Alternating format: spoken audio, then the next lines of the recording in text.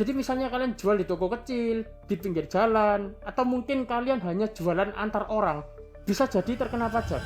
Jadi baru-baru ini, banyak sekali demo-demo yang terjadi di negara kita tercinta ini.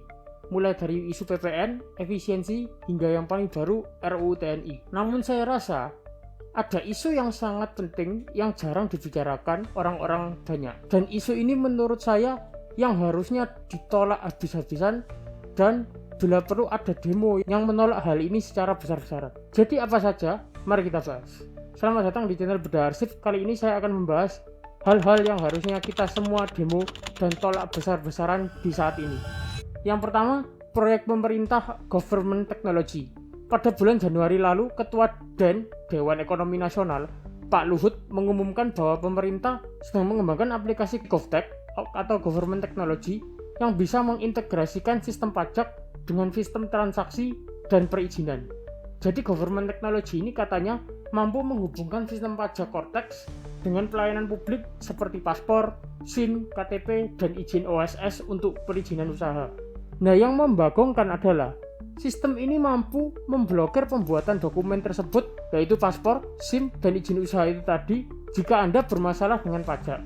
Kamu ngurus paspormu nggak bisa karena kamu belum bayar pajak. Ya. Kamu nggak bisa nanti kalau lebih jauh lagi, kamu memperbaharui izinmu di apa, nggak bisa karena kau belum bayar ini. Dan ini hampir sudah pasti, karena Luhut sendiri yang bilang pejabat yang tidak setuju dengan kebijakan ini bakal dipecat. Itu sebabnya saya minta Bapak Presiden, saya bilang kami bisa akan coba 17 Agustus, tapi kalau ada orang yang tidak setuju di sini, Pak Presiden, kita usulkan ya diganti aja. Karena banyak anak-anak muda Indonesia yang hebat-hebat untuk kerja. Jadi tidak boleh ada yang menghambat proses ini. Jadi semua harus kita sepakat karena ini untuk kepentingan Republik. Sikap Luhut ini memang dari dulu seperti ini ya. Dia cenderung anti kritik sejak menangani COVID pada 2021 lalu.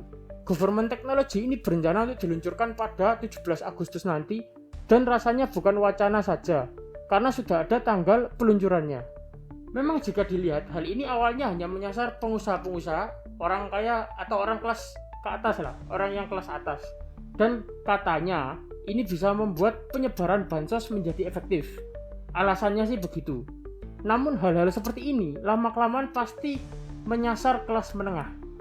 Karena jika pemerintah punya uang lebih, pasti akan dibelanjakan, dihabiskan, atau mungkin dikorupsi ya.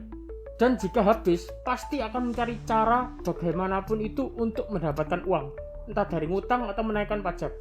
Lagi pula, orang-orang kelas atas pasti punya banyak cara untuk menghindari pajak, karena orang kaya punya banyak sekali akses ke konsultan, bank luar negeri, dan mungkin suap menyuap. Luhut pun juga menyebut sistem ini mampu mendata UMKM yang belum terdaftar dan membayar pajak.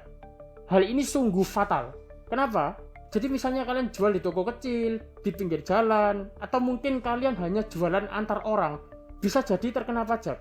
Tidak menutup kemungkinan hal itu dapat terjadi. Sungguh bahaya. Selain itu, jika kalian berinvestasi baik di obligasi, reksadana, falas, saham, kripto, bakal kena pajak. Banyak para investor-investor retail yang masih bermodal kecil akan kena pajak penghasilan progresif 5-35%, terutama di exchange luar negeri. Kalau di exchange lokal, pajaknya memang sudah final ya. Namun tidak menutup kemungkinan jika keuntungan kalian sangat besar, akan terkena pajak yang lebih tinggi. Hal ini akan terlihat di transaksi bank kalian yang menarik keuntungan itu. Maka hal ini sangat membebani rakyat tentunya. Baru merintis, baru membuka usaha, baru mulai berinvestasi, baru belajar, langsung kena pajak. Dan langsung ketahuan lewat bank. Ini harus kita tolak dan protes bersama. Namun sayangnya, hal ini belum banyak diketahui oleh masyarakat, dan belum banyak masyarakat yang sadar akan bahaya sistem ini. Dan celakanya, jika hal ini tiba-tiba diimplementasikan diam-diam tanpa kesadaran dari masyarakat, maka efeknya bisa terasa. Dan sistem yang merugikan ini kemungkinan baru akan disadari masyarakat ketika sudah terlambat, ketika sudah diimplementasi. Karena bisa jadi, jika rekening bank kalian saja diawasi pemerintah, kalau kalian demo tentang menolak hal ini, atau mengkritik pemerintah, atau melakukan hal anti pemerintah lainnya, maka rekening kalian bisa-bisa diblokir, bahkan SIM, paspor, KTP dan lain sebagainya bisa diblokir oleh sistem ini. Dan jangan meremehkan, hal ini pernah terjadi di Kanada. Sistem ini tentunya mempermudah terjadinya pembungkaman yang masif oleh pemerintah. Yang kedua, perampasan aset motor. Baru-baru ini sempat viral video motor dan alat kendaraan warga yang disita oleh polisi dikarenakan tidak membayar pajak atau perpanjang STNK selama lebih dari 2 tahun. Nah, dalam aturannya, STNK berlaku 5 tahun dan harus diregistrasi ulang jika sudah kadaluarsa. Jika selama lebih dari 2 tahun tidak diperpanjang, maka kendaraan dapat dihapus datanya dan mengakibatkan kendaraan tidak dapat diregistrasi ulang.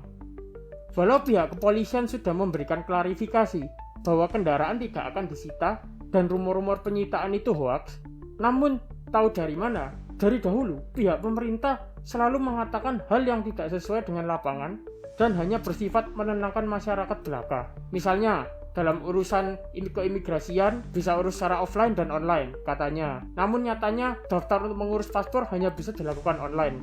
Dan banyak kasus lainnya. Memangnya jika STNK dan SIM kita tidak dibayar selama 2 tahun, mampukah polisi menjamin bahwa STNK kita tidak disita? Hal ini tentu fatal.